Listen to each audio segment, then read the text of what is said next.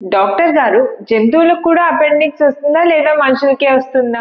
Yeah అందుకే జంతువులు పట్టుకున్నాను మీకు. అపెండిక్స్ ఏంటంటే it is a degenerated form of large intestine. Animals కి ఏదైతే స్పెషల్లీ ర్యాబిట్స్ కి వీటి యానిమల్స్ అన్నిటికి కూడా లార్జ్ ఇంటెస్టైన్ తల్లికి ఒక పార్ట్ ఇది అపెండిక్స్ లావుగా ఉంటుంది. మనిషిలో ఏమైందంటే it has become non use అవ్వక అట్రఫీ అయిపోయి పల్చగా అయిపోయింది. సో అపెండిక్స్ క్లాసికల్ గా చెప్పాలంటే మనుషులకే ఉంటుంది. కొన్ని ఈ మంకీస్ కి పిగ్స్ కి వాటికి చిన్నగా ఉంటుంది కానీ it is still in the larger form. So animals కి అపెండిసైటిస్ అనేది ఉండదు.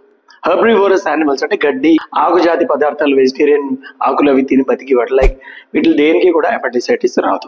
మనుషులకి appendix small gut large gut కి వస్తుంది కాబట్టి ఇక్కడ ఫుడ్ అక్కడ కన్సిస్టెన్సీ మారిపోతుంది. వెదర్ చేంజ్ అయినప్పుడు ఇన్ఫెక్షన్ వచ్చినప్పుడు ఈ అపెండిక్స్ వాచిపోతుంది. This is called appendicitis. And ఇది ఎక్కువగా వదిలేసామంటే చాలా వాచిపోతుంది.